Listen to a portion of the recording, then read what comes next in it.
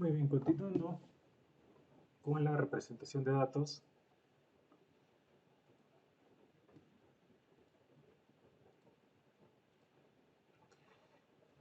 Vamos a maximizarlo. Muy bien, ya. Nos habíamos quedado con la representación de datos y nos comenta que es para representar un objeto cualquiera o un fenómeno gráfico, geográfico en un mapa.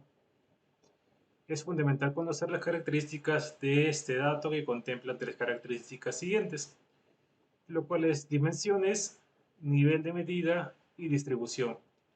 En el análisis de características de los datos permite elegir la simbología más adecuada para representar los fenómenos geográficos. Vamos a... Y tenemos, por ejemplo, las dimensiones. Nos comenta que por su extensión, los fenómenos que se representan en un mapa pueden clasificarse según su puntuales, si son puntuales, lineales o superficiales, volumétricos y espaciotemporales. Según los fenómenos puntuales, tenemos que la información aparece concentrada en un punto concreto. Las características dependen de la escala. A pequeña escala, por ejemplo, 1 en 10 millones, las grandes ciudades aparecen.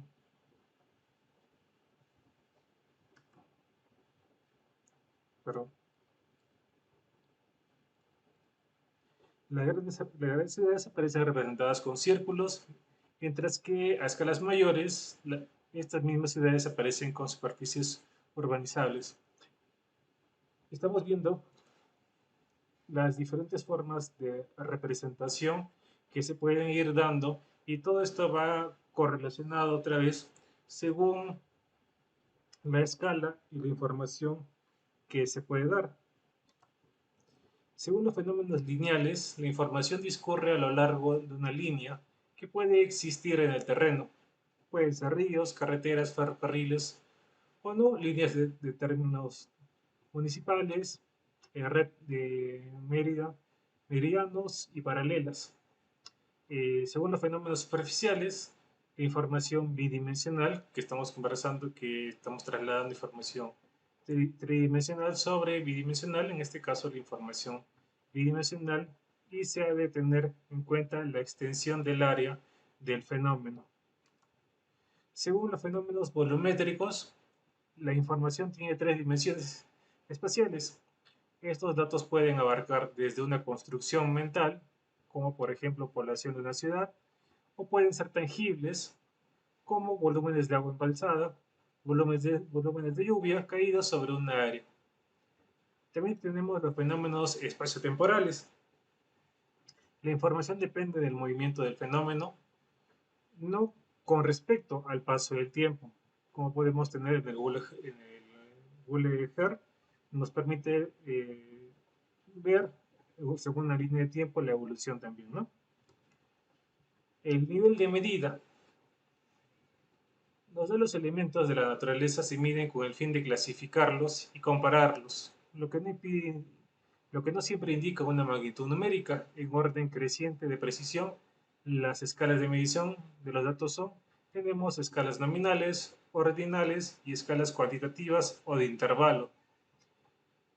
En las escalas nominales, la escala de medida nominal asigna una característica no numérica a un fenómeno, por lo que solo pueden ser comparaciones de tipo cualitativo, teniendo como un ejemplo un mapa de cuencas hidrográficas o un mapa de suelos, donde justamente se ve en un termo cualitativo la cantidad, en caso de una cuenca hidrográfica, los niveles de volúmenes de agua, y el mapa de suelos, características.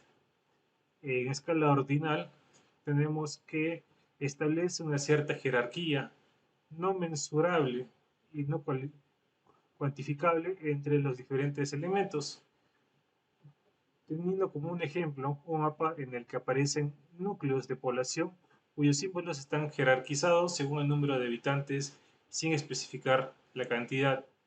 Entonces, en base a una representación, se puede visualizar, en el caso de la escala nominal, una comparación cualitativa, y en el caso de la escala ordinal, en base a una simbología, poder percibir la volumetría. Escala cuantitativa o de intervalo. La escala cuantitativa o de intervalo asigna una característica numérica a un fenómeno geográfico, a diferencia de la escala nominal y la escala ordinaria, donde no teníamos un factor numérico que pudiera cuantificar. En este caso, en la escala cuantitativa, sí estamos dando la cuantificación, estamos cuantificando, perdón. La escala cuantitativa de intervalo asigna unas características numéricas a un fenómeno geográfico, teniendo como un ejemplo un mapa de temperaturas medias. Los intervalos son numéricos y se expresan en grados Celsius o Fahrenheit. Según la distribución, tenemos que los elementos de la naturaleza se miden con el fin de clasificarlos y compararlos, lo que no siempre indica una magnitud numérica en orden creciente de precisión o las escalas de medida de los datos, y pueden ser fenómenos continuos o fenómenos discretos. Los fenómenos continuos son los que tienen presencia en todos los puntos del territorio, objeto de representación, aunque solo se tengan medidas de algunos puntos significativos. Por ejemplo, tenemos la temperatura, altitud sobre el nivel del mar, niveles de contaminación atmosféricos, índice pluviometría, densidad de población. Tenemos también los fenómenos discretos. Son los que tienen presencia en algunos puntos del territorio, objeto de representación. Por ejemplo, los datos de la población, dado que se localizan en determinadas áreas y no en todos los puntos del territorio.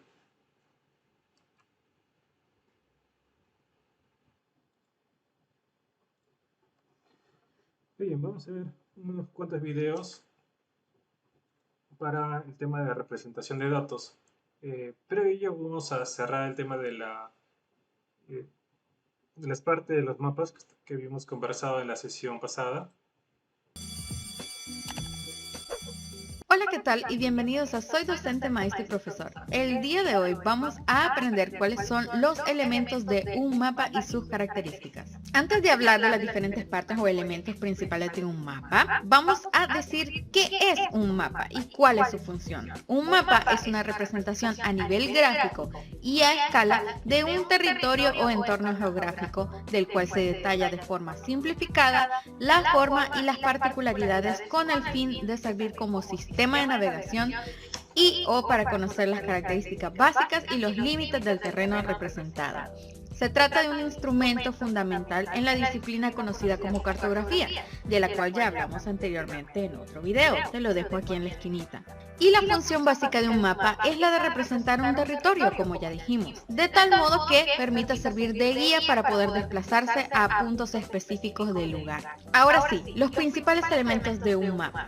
El primero es el título, uno de los elementos de un mapa más básico y simple, de los que más facilitan comprender qué se está viendo. El título nos indica con palabras la temática representada, la zona geográfica o el tipo de mapa que estamos contemplando. Por ejemplo, el título podría tener como nombre Mapa Ambiental de la República Argentina. El segundo elemento es la escala. Un mapa puede representar un territorio, pero las distancias que hay en ella deben poder interpretarse con tal de que puedan ser efectivas. Para ello, otro de los elementos de un mapa que nos resultan de mucha utilidad es la escala en la que se está dibujando. De este modo podemos saber si 2 centímetros en el mapa representan 2 kilómetros o 24, por poner un ejemplo. 1 sobre 10.000. El tercer elemento son los símbolos. A menudo en los mapas podemos querer representar elementos concretos de la realidad que no forman parte de la cartografía en sí.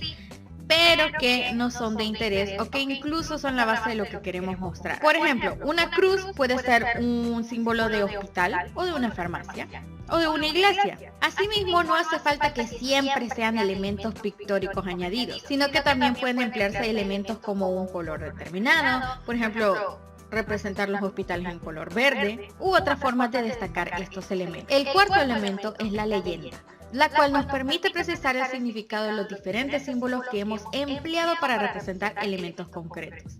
Gracias a las leyendas, las personas que tienen un mapa en sus manos pueden saber qué quería representar el autor del mapa de forma simplificada.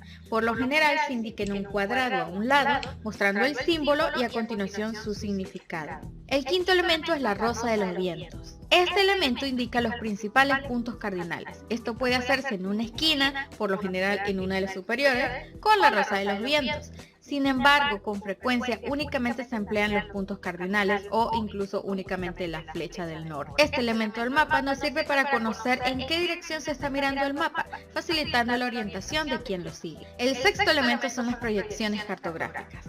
No aparecen en todos los mapas, pero es un elemento que puede ser de mucha utilidad y que aparece con frecuencia, sobre todo en las proyecciones cartográficas, concretamente el conjunto de meridianos y paralelos en los que se suele dividir la Tierra. Estas proyecciones nos permiten establecer coordenadas, algo de gran utilidad en diversos sistemas de navegación tanto analógicos como digitales. Ello permite que cualquiera pueda conocer en qué punto está un elemento o una persona concreta con gran exactitud. Esto ha sido todo por el video de hoy. Si les gustó, por favor suscríbanse. Si tienen dudas Estábamos viendo o completando de ver las partes del mapa. Vimos el tema de representación de datos. Para ello vamos a ver un par de páginas que nos muestran un poquito de exploración de visualización de datos y representación de los mismos.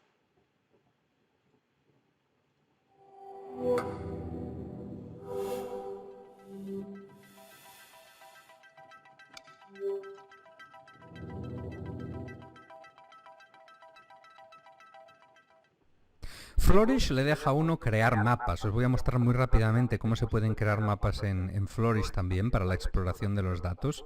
Algunas de las plantillas que podéis ver, voy a volver aquí a mi escritorio dentro de Flourish. Algunas de las plantillas nos permiten crear mapas del mundo o mapas de diferentes regiones del mundo. Hay dos tipos de mapas que se pueden crear en Flourish: mapas de datos que se representan por medio de colores y luego mapas de puntos, para los que necesitaríamos, por ejemplo, tener la longitud y latitud de lo que queremos representar. Por ejemplo, si yo quisiese localizar todos estos colegios y escuelas en Miami, necesitaría tener las coordenadas, la longitud y la latitud de cada uno de esos colegios, ¿no?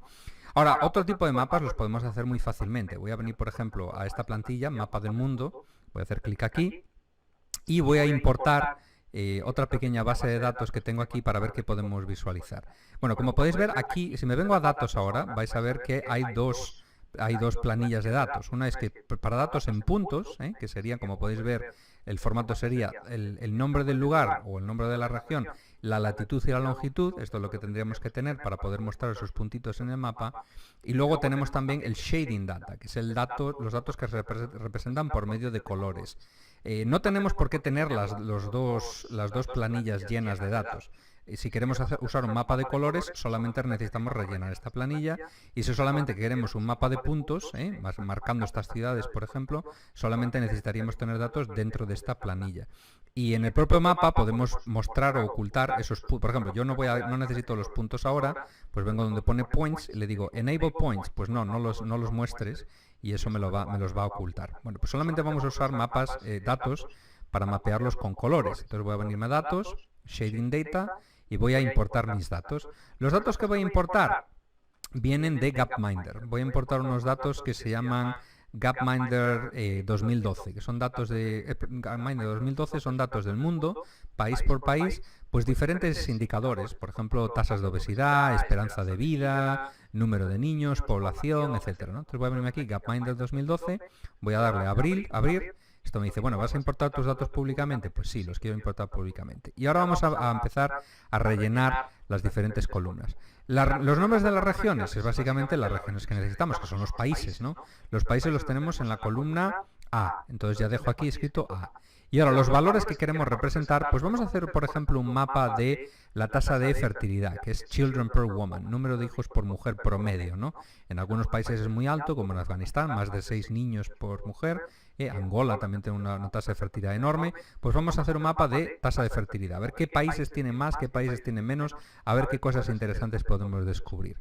Vengo a valores y escribo aquí G, para mostrar children per woman, número de hijos por mujer. Me vuelvo aquí a preview y ahí tenemos el mapa y como podemos ver, pues nos revela un patrón que ya conocemos, o supongo que ya muchos y muchas conoceréis, que es básicamente los países más pobres suelen generalmente tener unas tasas de fertilidad elevadísimas, ¿no?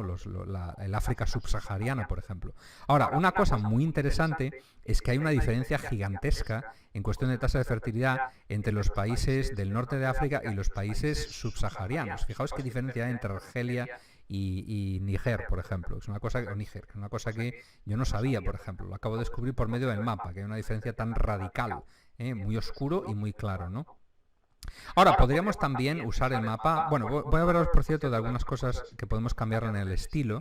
Como podéis, tenemos aquí la escala que va de un hijo por mujer en promedio hasta 8. Si vamos a Europa, por ejemplo, pues en España hay una tasa de fertilidad muy baja, ¿no? Y cuando pasamos el cursor por cada uno de los países, nos va a indicar dónde ese país está en esa escala, en este grafiquito que tenemos aquí arriba, ¿no?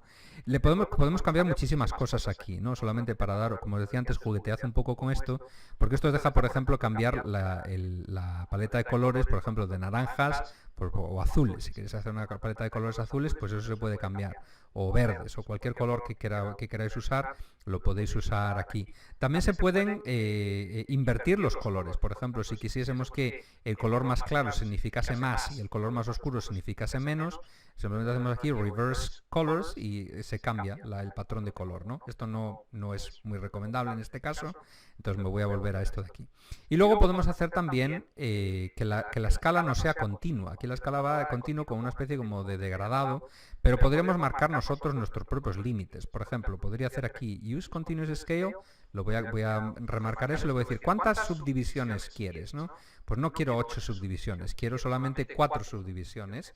Y ahí automáticamente esto nos lo va a subdividir 1, 3, 5, 6 a 8. Nos lo va a subdividir equitativamente. Y también le podemos decir cómo lo queremos subdividir. Si queremos marcar estos límites en la escala, se lo podemos decir. Por ejemplo, podemos decir, el límite bajo será 1, luego tenemos 5, 6 y 7. Y si hacemos eso, pues nos cambia la escala, como podéis ver aquí, ¿no?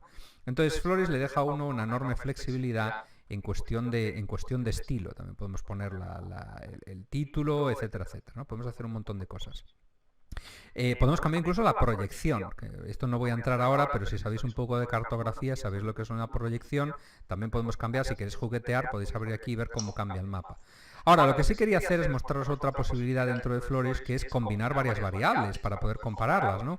Pues vamos a ver si, por ejemplo, hay una variable. Pues vamos a comparar si, por ejemplo, la riqueza per cápita se relaciona con el GDP per cápita, que es la renta per cápita, se relaciona con los children per woman, con el número de hijos por mujer. Lo bueno de Floris es que uno puede colocar más columnas dentro de estos valores. Puedo venir aquí y además de G, puedo hacer G, coma, K, y ahí me va a crear dos mapas. Y los voy a poder navegar del uno al otro. Si vengo a Preview, me ha creado un menú aquí arriba que me deja navegar Children per Woman, la primera tablita, o renta per cápita, y ahí tenemos, ¿no? De renta per cápita al Children per Woman. Podremos navegar de un gráfico a otro gráfico muy fácilmente. Y aquí podemos poner todas las variables que quisiésemos. Por ejemplo, si quisiese poner, pues no sé, inflación o mortalidad infantil, por ejemplo, ¿no? En vez de K, puedo escribir aquí ahora O, luego coma, puedo poner, por ejemplo, esperanza de vida, que es la columna R, y cuántas columnas quiera, ¿no? Puedo poner todas las columnas que yo quiera aquí, que lo que Floris va a hacer es crear un menú aquí arriba. Pueden ser botones o puede ser un menú desplegable que me deja visualizar pues, las diferentes variables que tengo. Esto es life expectancy, esperanza de vida, en comparación con mortalidad infantil. Como podemos ver, una relación completamente inversa. Aquellos países que tienen una esperanza de vida mayor tienen una mortalidad infantil mucho menor. Este menú, por cierto, de navegación lo podemos cambiar. Si vengo aquí donde pone controles, creo que es, me deja cambiar este menú, por ejemplo, en vez de ser un drop-down, que es un menú desplegable, lo puedo poner como que sea una serie de botones. Button groups creo que se llama, ahí lo tenemos. Entonces nos crea 3 botones, ¿no? En vez de un menú desplegable. Eso lo podemos cambiar.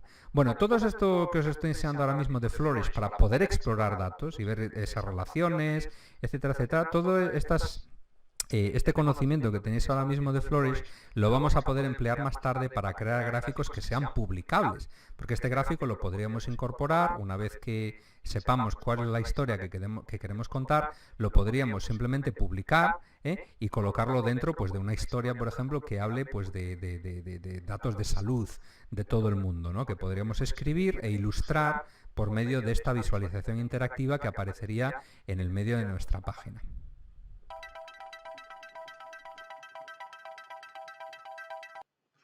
Hoy estamos viendo una página para visualizar, para generar la visualización de datos, en este caso Florit.